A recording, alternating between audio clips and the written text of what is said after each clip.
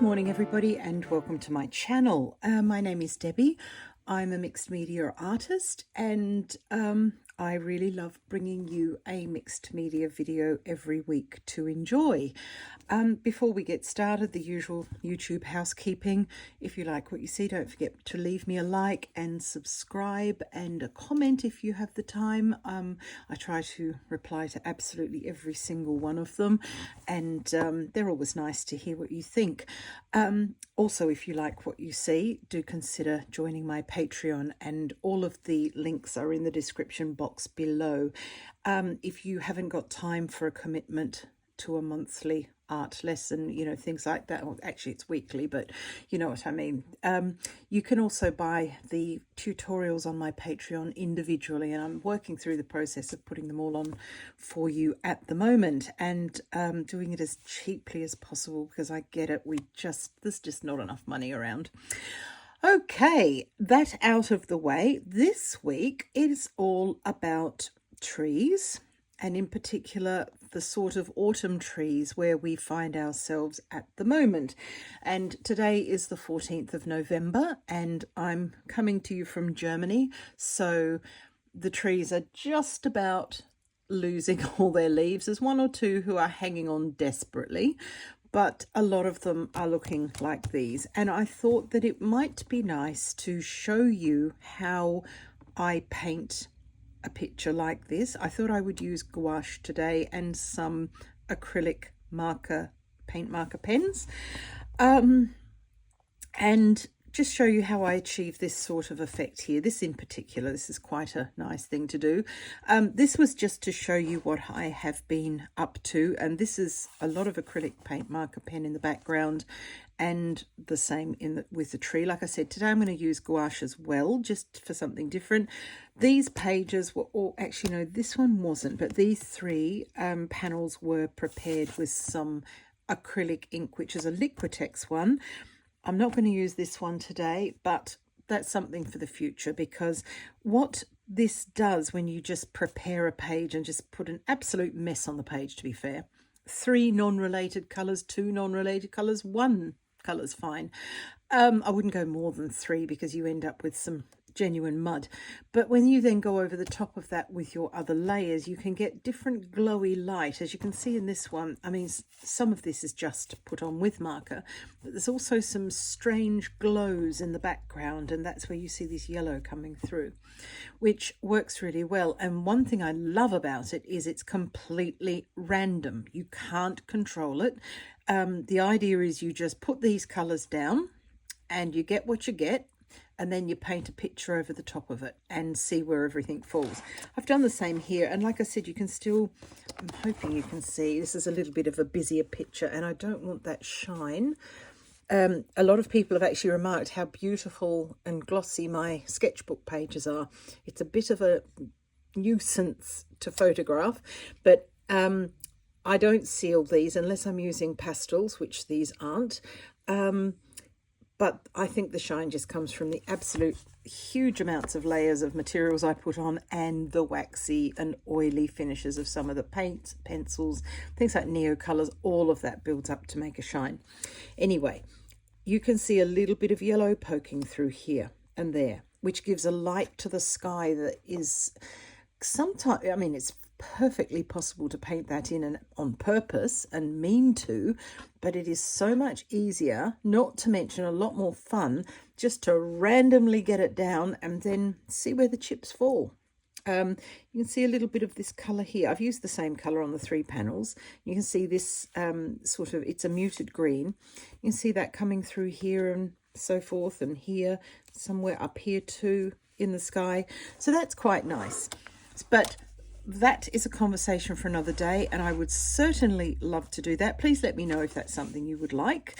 Let me know in the comments and I'll factor that in. A couple of weeks ago, I asked everybody if they would like to see how I paint my autumn trees or sketch my autumn trees, and I got a lot of comments saying, yes, please. So it was overwhelming in favour of a tree, and This is using inks. I just wanted to prove to myself, if nobody else, that I can do something with one colour and one product. And didn't allow myself, actually I did use two. I used two inks in the end, but still, compared to these others, I'm going to give myself a pass and call that one product. I managed to spill some water on it as well, so thank goodness it's in a sketchbook. But these are the focus of what we're up to today. So let us get set up. Just pop that out of the way. Try not to crush my glasses because I might need those. I'm going to use this sketchbook today. This is the famous Shine that everybody's loving. And it is quite nice, but yet this is Neo Color 1 and it's as waxy as anything. So what we're going to do today, let me see if I can find... Oh my goodness, that's right. I changed that around. What on earth did I do with it? Hang on. Oh, here it is. It's okay. Don't get call off the army. I found it. This is my gouache palette, which is in a mess most of the time. Just going to spray it and wake it up. I let this do its own thing. I never clean it. I don't do anything with it really. Gouache is something that you can continually re-wet. And that's what I like about it. So even though this dries up, I've got cracks here that you could lose a baby in, but you can actually just give it a bit of a squirt with water as I just did. Put some water on your brush and off you go. So I want to get a very quick background down because the background is not the focus today. It might think it is, but it isn't. And I'm using my Dome Blender brush because I want to scrub a bit, and this is a really good one for this because I love this texture I can get. Don't have to be fussy and precious about a brush. So I'm going to do this and just get some sky colour in, a bit more blue if there's some there. And the thing I love about gouache is what a lot of people don't like, and that is it goes a bit muddy. I like that. I'm using a Hahnemühle Nostalgia sketchbook, which is a nice smooth page. Right, get into some of this again without washing the brush. This one's a mixture of a dark green, a blue, and which is either an indigo or a Payne's grey. I can't remember, but it's the darkest blue. And I'm just getting these sort of just a little bit of texture here on the ground. It's more ground than I wanted actually. There you go. Sometimes you just do it and just layer that up a little bit. But yeah, these brushes are great because I don't have to be precious about the tip. I can just get on and paint. And then I'm going to also use much the same colours to get some sort of a tree happening. Now remember, trees are not flat on the bottom. Am I even on the actual page here? I do have to watch that, I'm sorry. I hope I was. Let's rectify it if not. Trees are not flat across the bottom. They are usually have some roots and so forth going into the ground, a little bit like we're attempting here. Then we've got a trunk coming up.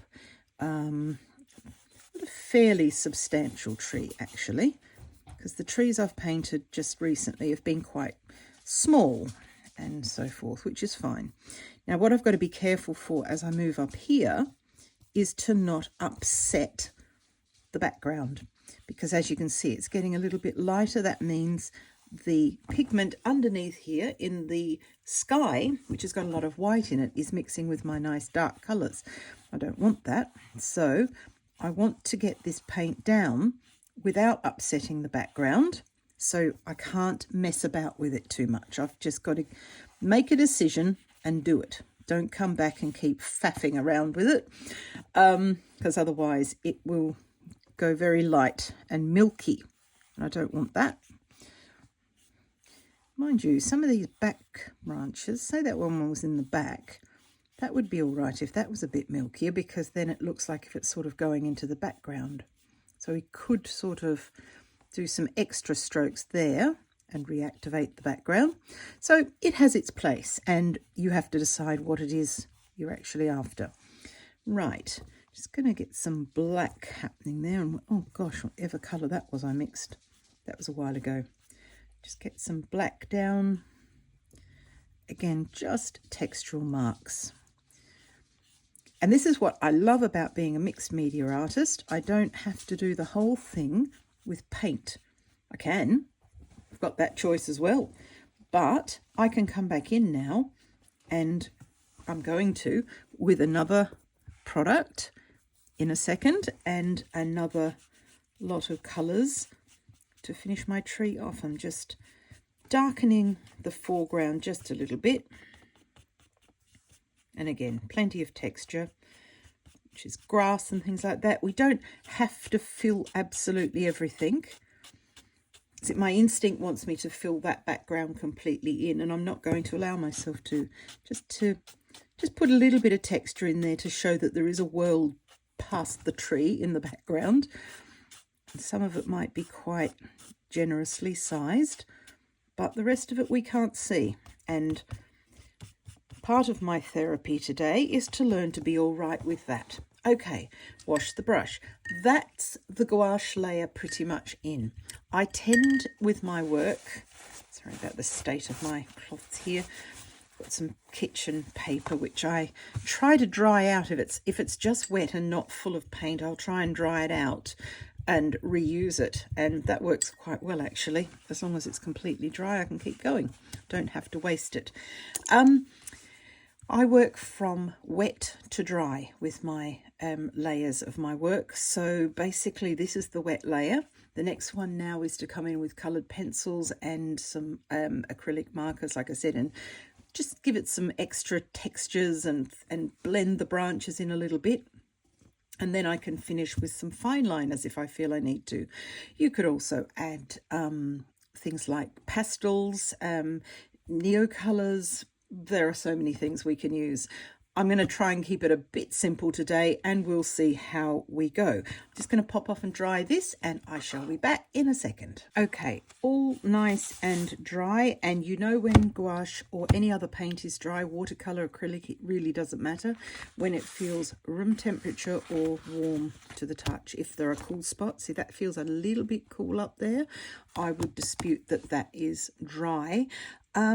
And the reason why it has to be very, very dry is twofold. One, most papers, you'll wreck the paper if you scrub away at them with the next sort of medium if it's not dry. And secondly, and most importantly, coloured pencils will not work if the paper's wet. A lot of people ask me, you know, say, look, I've tried to do this. How did you do that? It didn't work for me. I watched what you did. I painted along with you, and I've got all the products you've got, and it didn't work. It wasn't dry. And that's why. And invariably, that's what it will end up being, is that the paint wasn't completely dry, so the pencil just would not play ball. My first one, please excuse my well-loved pencils here. This one is a Derwent Lightfast in Mars Black, and it is one of my favourites for this sort of thing, for any sort of thing actually. The first thing you need to do with your tree, and like I said, this is an autumn tree, so we're not going to have a lot of leaves on it, but we're also not going to have no leaves at all, because we want to sort of get that in-between stage. And so first of all, we have to decide where the light's coming from. My light normally comes from the left, so I'm going to stick with that because that works for me. And then what I'm doing is I am giving some dark value. A value is the lightness or darkness of a colour. So you can have 2 or 3 greens, and they'll all be different values depending on their lightness or darkness. This is a weird one, this branch, because it is both, you've got the light coming from here, so really the darkness is under here where I've already got it. So just clean that up a little bit. Darkness here too, because this is the area away from the light. I also want some texture, and just neaten and clean all this up without creating too much new thickness. I love this colour, I was going to say before, because it's one of those ones that can be several different colours. It's really, really a dark brown. It's called Mars Black, so you can almost get away with that being a black. But if you go over it with white, you get purple. It's just magic. Love it. And you can use it in so many different ways. Now, as you can see, I've neatened this up quite a bit. And while I'm here, I'm going to introduce some secondary branches that come off here. Excuse me. And because I've used the dark Mars Black down here, these branches blend in quite well. And no, I'm going to leave that one there, that bit. I'm doing this out of my head, you see, so it's always fun. So whilst on that subject, on the light side of the tree, I'm going to use a Derwent Drawing pencil in light sienna and do much the same thing. Just going along where I've got all this fluffy paint, because we don't want a fluffy tree, not particularly, and just add some light texture. See here, for example, we'd bring that down to here, just to blend it into the tree, because this branch is obviously joined to the tree. Excuse me. This one's the same. You don't stop here and have a line of highlight. You bring this onto the tree and blend it down into the trunk. We also don't want unbroken lines. We want these little jagged lines because that gives more texture. Here's another branch coming off this one. You can put a little bit on here, but it'll go purple, so be careful. I really like the way that wood, this dark, has fallen here, as if there are holes in the tree. So I'm just going to put some colour around it and then keep going over here, just leaving it alone, because otherwise I am more than capable of fiddling and fussing until I ruin it. Okay, and here as well, you don't want a line here. This branch comes into this tree. Now don't worry about that being so light. I'll show you how to blend that out in a second. Come around here, and again neatening up down the bottom. There's a bit of a bulge in the bark there, that happens. And here we're going to come down onto the ground a little bit. Yeah, you're wet, aren't you? That's why that wasn't blending properly. Sometimes when the paint's a bit thicker, you get that problem. Now with this, I'll blend this with my finger. These waxy pencils will all react to the warmth of your finger, and that way you don't have to introduce another product or colour. You can just, as you can see, that's sort of taken that back in a little bit. Okay, and I'm going onto the ground here just a bit, because these are the anchor points where the tree is anchored into the soil. It's leaning this way a little bit, so this here is going to be a bit longer to be realistic, to compensate, because you can't have a tree that's likely to fall over. And if it stopped here and we had an absolute line along here like you see sometimes, there's nothing anchoring it into the ground. Yes, of course, there are roots that we can't see, but it doesn't look as realistic, in my opinion. I'd rather have a longer bit here and just blend all this in. And again, rub it with your finger to blend it in, because that is a nice tip to knock the colour back. Then back with the Mars Black here, and just, again, blend around a little bit. Darken this bit up. That might be something where somebody's living. You just never know with trees.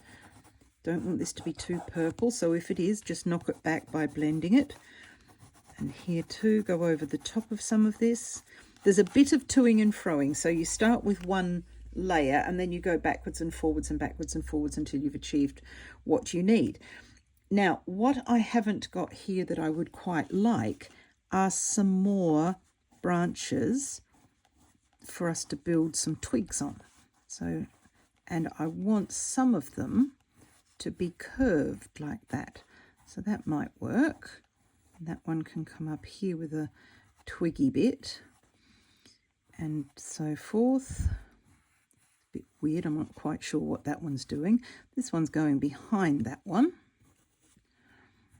because without these branches and the twigs, we can't put leaves on this. There's nothing to anchor them to. You can have a tree like this, but at the moment this tree is dead. There's nothing growing on it, and it looks like a tree that might, believably be dead. And that's not the case. Let's put in another tree. Feel that you yourself will almost certainly be sensible enough to find a photo to copy and not do it straight out of your head. So that would make your life a lot easier. And what I'm doing here, I'm also, you can't see, have a look at the pencil, the writing on the pencil, because you may see it as I rotate the pencil to do this and keep the sharpest point to the paper as possible. You'll see the words rotating and you'll see what I mean. Okay.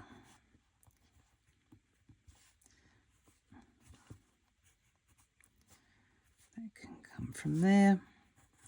Might have another one here.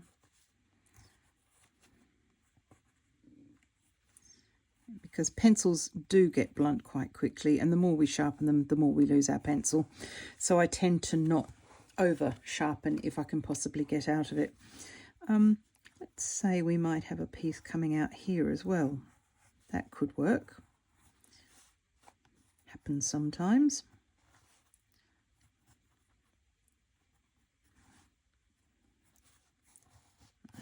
And don't forget any new additions. If they're on the dark side where you've put the Mars Black to shade the bottom of the tree, you're pretty much fine. But if they're on the light side, you've got to blend them in a little bit, because I've got that little sort of humpty bit there, and this will help to blend all that in.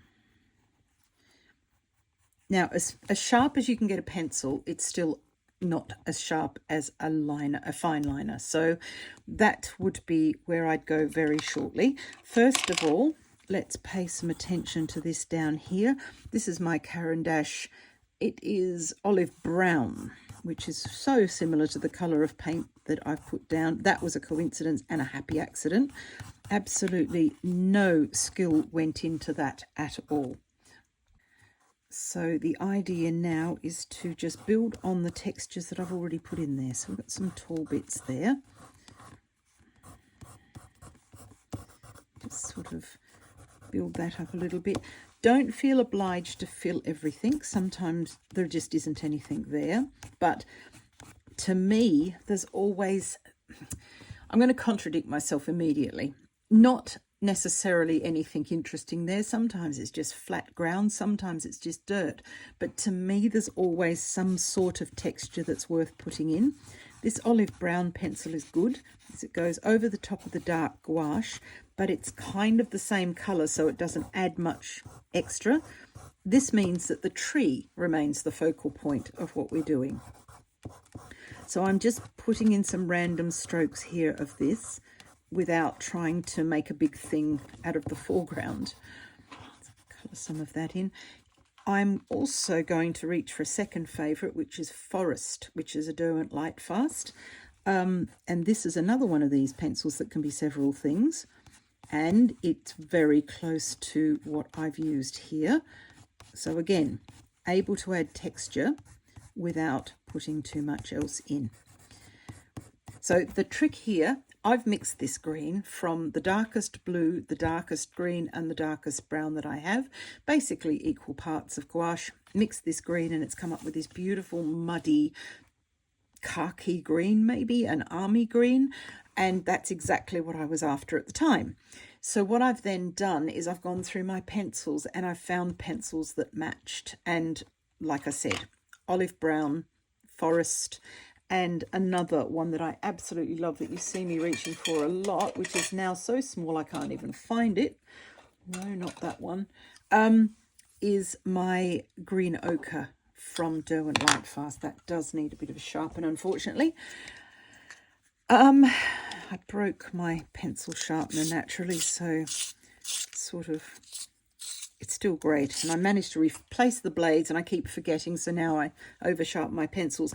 But this is a light version of these, and these greens are just in my kit all the time, which is why I've got so many tiny ones of them. but they match the gouache paint, and I can just use them knowing that I'm adding texture but no new colors, if that makes sense. Please tell me if it doesn't, but yeah, texture's what we're after here. I'm just coloring in that white bit of paper, just adding some movement and texture in the undergrowth here, but without adding anything new, because there are no flowers much around at this time of the year. You might get some fungi and things like that, but apart from that, it's just a bit of green there. There will be some leaves though, because again, we're not trying to paint hyper-realism, not even a little bit. That's not my goal. However, what I do like to do is paint believability.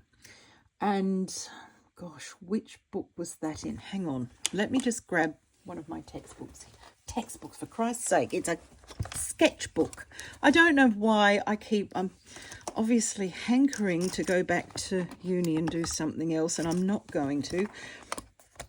Just in a moment of disclosure, I have 6 university degrees. I do not need another one, so please remind me of that next time I start. This is what I'm talking about. These trees here, and these are going to be the feature of one of my Patreon tutorials in November, is how to paint these trees, because these are totally different again. I always like to put some leaves on the ground in autumn like this, just a little bit of leaf litter. It doesn't have to be a focal point of the whole picture, but it has to be there, because as the trees lose their leaves, and you see them here in the picture with bare branches, those leaves don't just vaporize. You know, we cannot destroy or create matter in life. It has to go somewhere, and gravity being gravity, they're going to go down onto the ground, and they're still going to be there. So I do tend to put 1 or 2 leaves, depending on the picture. Will depend on how many leaves and whether I want to make a big deal out of that or not. I'm thinking that I'm pretty much finished, apart from, let's put some yellow ochre in. This is a Derwent drawing pencil in yellow ochre. And although, yes, technically you could argue that it is another separate colour because we've not got yellow down here. We've got some yellow in the brown that mixed the green, and this harmonises beautifully and creates some light spots. And then, like I said, we can put some leaves around in a minute. So that's Derwent Light Fast Yellow Ochre. So just to reiterate, Derwent Light Fast Yellow, Derwent Drawing Yellow Ochre. I knew that was wrong as I was saying it. Derwent Drawing Yellow Ochre, Derwent Light Fast Forest, Derwent Light Fast Forest V2, Derwent Light Fast Mars Black. Those are important. And then Caran d'Ache Olive Brown and Caran d'Ache Green Ochre. Those are my green kit. I'm rarely without these. I sleep with them under my pillow. Right, the next thing I would like to introduce is a Faber-Castell Pitt Artist Pen Food Nib. And this one's a hard. I do have some medium ones kicking around as well. And these are fabulous for doing exactly what we did before.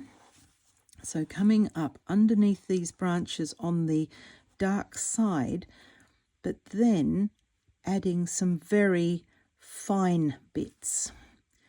And these are sort of curved. These are the sorts of branches that snag your cardie. I mean, not if you're up this high. To be fair, if they're getting your cardie and they're up here, just roll with it. That tree's dangerous. Just, again, this neatens this up, blends it in. And whenever I blend it in, I'm not outlining. So I don't just sort of go like that and say, right, well, that job's done. On a thin branch you can, but on a thicker branch you would outline. You might smudge with your finger. I do that a lot. And then go onto the branch with a couple of little dashes which help to make it blend in a bit more. And under here we can do this. Just blend that in onto the tree. Yeah, so just outlining it and doing nothing else is not helpful, because it's not how trees sort of do things. See, now we can also add more if we want to add more little twiggy branchy bits, and keep the curve going. It's actually hard to see where I've been and where I yet need to go. Some of these are just little sticks. They haven't got anything coming out. Others, blend that in and give it a rub while it's still wet.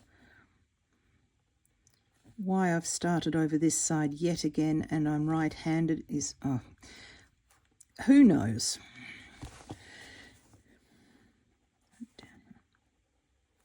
Right-handed, I think I said left-handed. It's one of those days. I think it's only Thursday. I've never really got the hang of Thursday, so maybe that's it. Just add a little bit. This is where observation comes in. You've either got a photo in front of you to observe or a tree in front of you. Just putting something down here, and you just do what you see in this setting. Again, there's no black needed down here, but I'm putting it there anyway because when you look at that picture, you'll notice if the black's not there, strangely enough. There's a bit of fluff here from where the paint was. I've decided to ignore that and be all right with it. Yeah, you can continue to neaten things a bit and add crossover branches just as a tree sort of behaves, for want of a better word. A bit under there, making sure I'm up onto the branch as well, and just extend those out and fill in generally. So with every addition of a new medium and a new thickness, darkness, whatever, you can add more branches in that medium to fill the tree in. And then it starts to look like a winter tree that's not dead, because it was, you know, sort of for a while here, it just looked like a dead tree. Now it's starting to look like a tree that's actually in its winter phase. It's lost its leaves, but it's still with us. You've got much, much more control with the marker than with the previous two sorts of media as a rule. Just move that paper so I can see what I'm doing. Some of these branches will go in front of the tree, some of these twiggy bits, and sometimes that's good if you've got a bit of a glitch on the trunk and you think, well, you know, I don't like that, well, you can cover it by putting a branch over the top of it, or some twigs or something, or a little spray of leaves, and then it's all right again. And that's sort of what I like about painting natural objects like trees. Unless we're both standing in front of the same tree, which is highly unlikely, nobody is ever going to know what we've done. Whereas if you paint a building, say you're painting Buckingham Palace or a pyramid or the Empire State Building, it's got to look like that building because people know what that building looks like.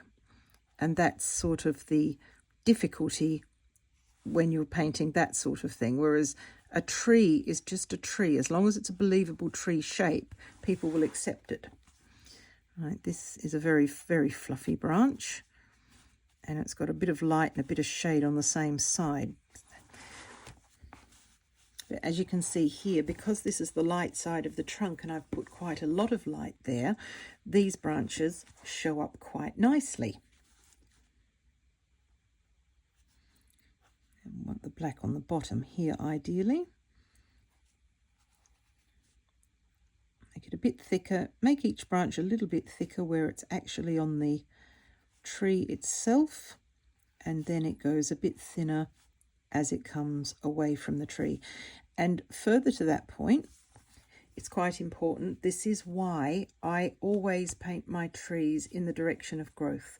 So from the ground up for the trunk, and then from the branches out for all the branches and twigs and little sticks and what have you.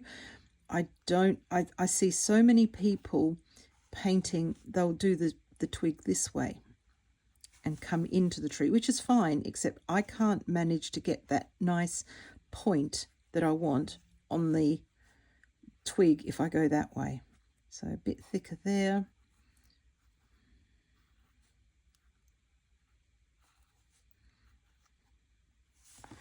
Okay, so yeah, here again, trunk outwards.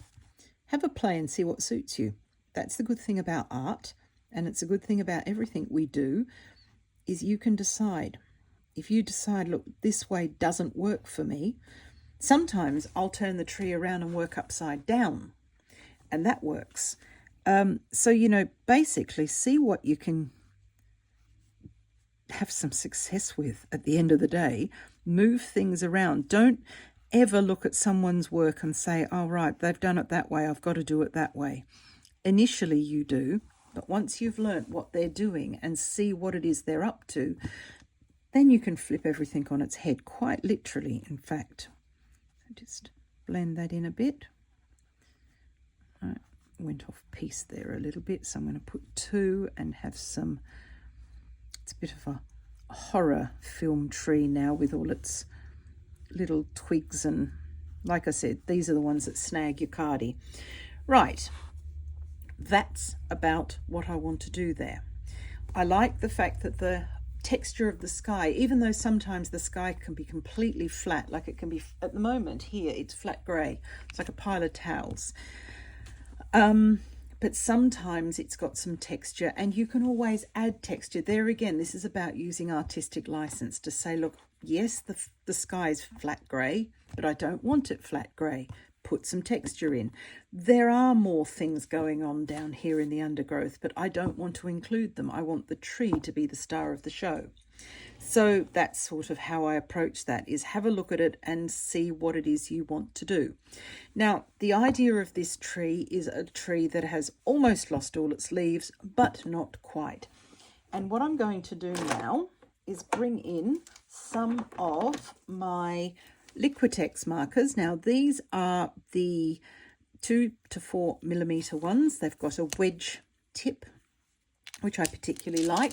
A lot of people don't like Liquitex markers because they're not very opaque. I like them because they're not very opaque.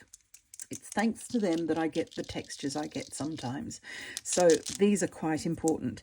Now, I quite like this the way it is and would be very, very happy to just leave it.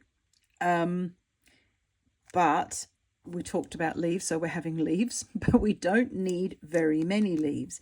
And the leaves that you're going to see are going to be on the tips of these sorts of twigs and so forth. I'm starting with the darker colour, which is raw sienna, and I'm using the natural wedge on this marker to just put the odd leaf where I think it will do most good.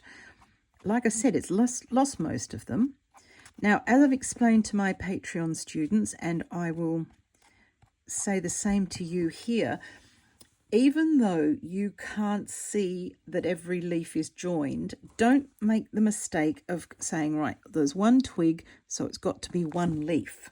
No, you can sometimes do a few leaves here, because as sentient grown-ups, we know damn well that even though you can't see the twig that's joining all those leaves to the tree, we know it's there. Because the leaves are not just going to be hovering in space. We know they're joined to a tree. So you can sort of suspend the realism a little bit by looking at, you look at a tree and you can only see the twigs that are closest to you, right up the top of a very tall tree. You can't see every little twig. You can't see every vein in every leaf. You just know they're there. So that's what we're trying to achieve here, is just putting some leaves on. I'm not even attempting to get them onto the twigs properly. This is just where they are.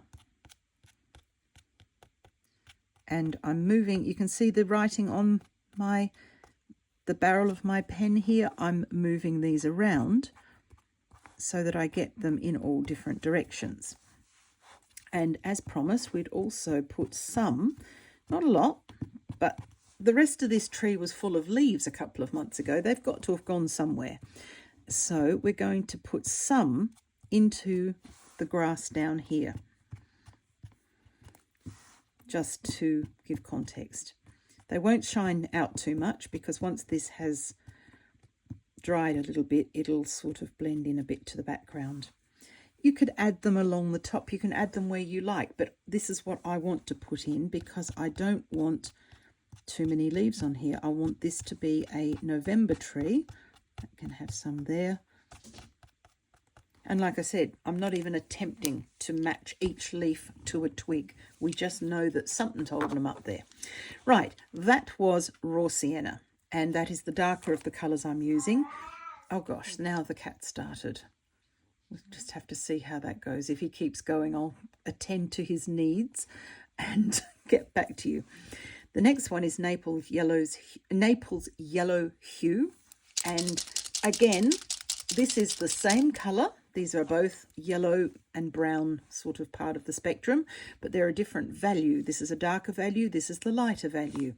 And what we do now is we come back in with Naples Yellow and just here and there put some of that over the top of the leaves.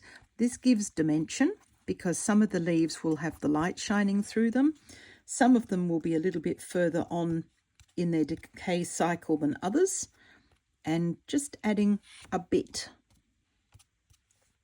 of this one means that you've got a little bit more dimension there. And of course, some of those will have fallen down. So whatever you do here, you need to do somewhere else on here to make it all fit together.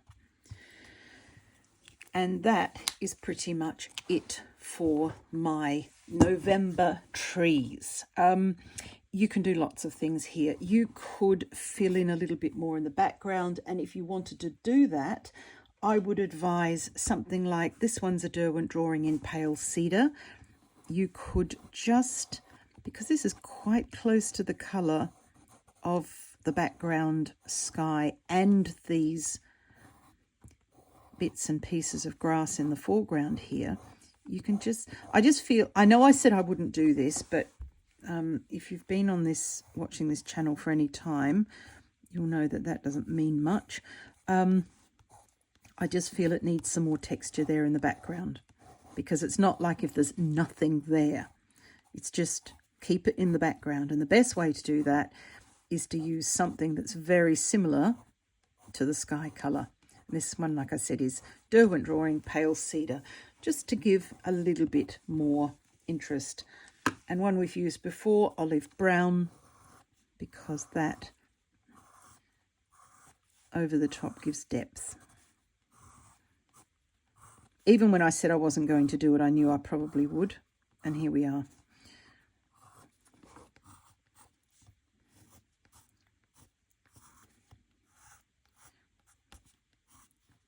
I like richness in illustration where there's a few layers, and I think you'll agree that that works quite well, hopefully. What I've done here again is I've taken 3 values. The sky is actually warm grey, and that is the lightest possible value that we've got here. Then we've gone in with pale cedar, which is not exactly any sort of grey, it's green, but it's a similar sort of colour family. And then the Caran d'Ache olive brown has given us a little bit of depth there. You could blend some of this colour down into the grass too. This is the pale cedar. It's a cool sort of green, but by doing this, it also brings it together visually. I'm now going to sit on my hands and not allow myself to do anything else, because I did say that that was it, and that's it. That is how I paint a November tree, and as you'll imagine, it's totally different to my other trees. The others that I showed you in my big sketchbook, they are painted differently again, lots and lots of different ways, but this is one of my favorites and I really wanted to share it with you. So I do hope you've enjoyed that. Thank you very much for watching till the end if you've got this far, and I shall see you next week with a very, very, very, very random swatching section. I think I'd get another very in there because it is really that random. I had a voucher for one of the art shops here in Germany, so I didn't really need anything, as I'm sure you can imagine, but I wanted to use my voucher, so I've got some really disjointed things. And it'll be interesting over the next months to see if I can get them all to play nicely together. But in the meantime, gouache trees. I've loved this. I haven't used my gouache for a while because I've been going off on other tangents with acrylic gouache and things like that.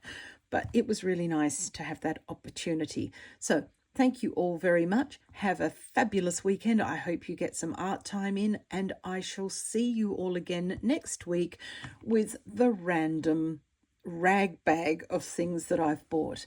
Bye for now. Bye.